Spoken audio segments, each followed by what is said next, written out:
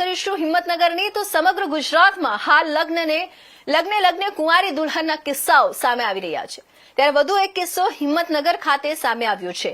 લગ્ન વાંછુક યુવાનોના લગ્ન કરાવી છેતરપિંડી કરતી દુલ્હન ગેંગ દ્વારા અનેક લગ્ન વાંછુક યુવકો સાથે છેતરપિંડી આચરતી ગેંગ સામે વધુ 2 ફરિયાદો સાબરકાંઠા જિલ્લામાં નોંધાઈ છે।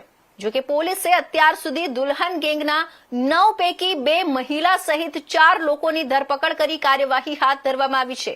સમગ્ર ગુજરાતમાં લગ્ન વાંછુક યુવાનોને પોતાની જાળમાં ફસાવી લગ્ન કરાવી છેતરપિંડી આચરનાર ગેંગ સામે 2 દિવસ અગાઉ પોલીસ ફરિયાદ નોંધાવી હતી અને પોલીસ દ્વારા લૂંટેરી દુલ્હન ગેંગના 9 આરોપીઓ પૈકી 4 આરોપીઓની ધરપકડ કરવામાં આવી હતી।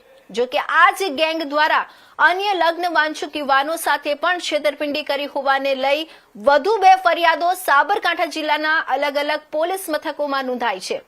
આ આખી ટોળકી લગ્ન ઈચ્છુક યુવકોને પોતાની જાળમાં ફસાવી લાખો રૂપિયા લઈ લગ્ન કરાવ્યા બાદ 4-5 દિવસ પછી બહારના સપના બતાવી યુવકોને છોડી ભાગી જતી હોય છે અથવા તો અન્ય પ્રકારે ખોટા કેસમાં ફસાવી દેવાની ધમકીઓ આપી છૂટાછેડા માટે દબાણ કરવામાં આવતું હોય છે અને દબાણ કર્યા બાદ છૂટાછેડા લઈ અન્ય યુવક સાથે લગ્ન કરી તેની સાથે પણ આ જ પ્રકારની છેતરપિંડી આચરવામાં આવતી હતી। જો કે હિંમતનગર ખાતે આવેલ B ડિવિઝન પોલીસ મથકમાં 2 દિવસ અગાઉ લૂંટેરી દુલ્હન ગેંગ સામે ફરિયાદ નોંધવામાં આવી હતી અને આરોપીઓની ધરપકડ કરવામાં આવી હતી।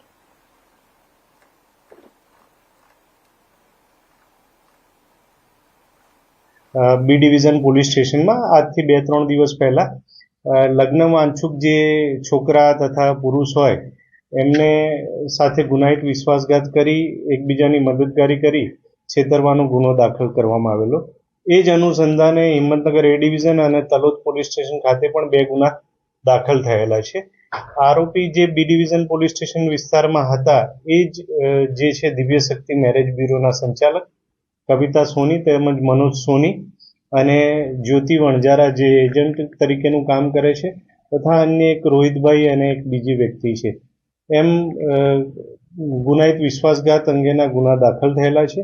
હાલ આ બાબતે તપાસ ચાલુ છે।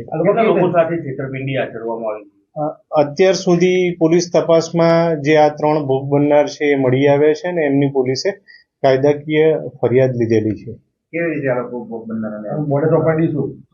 આ લોકો જે દિવ્ય શક્તિ મેરેજ બ્યુરો ચલાવે છે અને ગામમાં ખબર હોય કે ભાઈ આના લગ્ન નથી થયેલા એટલે એ લોકો તરફથી એપ્રોચ કરવામાં આવે અથવા આમના તરફથી અને પછી એમ કે તમારા લગ્ન કરાવી આપીશ। એમાં લગ્ન કરાવી આપવા માટે 2 લાખ 3 લાખ 5 લાખ સુધીની રકમ લેતા હતા અને પછી ઘણા કિસ્સામાં લગ્ન કરાવી આપ્યા હોય ઘણામાં ના આપ્યા હોય અને લગ્ન કરાવી આપ્યા બાદ થોડા સમય પછી પેલી છોકરી કે ભાઈ મને ફાવતું નથી અથવા ઘરમાં જમવાનું સંતાડી રાખે છે એમ કરીને છૂટા છેડા લેવા માટે ફોર્સ કરે અને જો ના આપે તો એમને કહેવામાં આવતું હતું કે તમારા વિરુદ્ધ કાયદાકીય કાર્યવાહી કરવામાં આવશે। જુદી જુદી ફરિયાદોમાં જુદી જુદી રકમ છે। ધારો કે તલોદ પોલીસ સ્ટેશનની છે એમાં 3.25 લાખ જેવું છે। A ડિવિઝન પોલીસ સ્ટેશન છે એમાં 5,10,000 જેટલી રકમ થાય છે। અત્યાર સુધીમાં સાહેબ આ લોકો જે ભોગ બનાવનાર હતા એમાંથી કેટલી યુવતીઓની ધરપકડ કરવાની કેટલી યુવતીઓનો આમાં ઉપયોગ કર્યો? હાલ તપાસ ચાલુ છે અને અત્યારે જે મુખ્ય આરોપી છે એમની અટક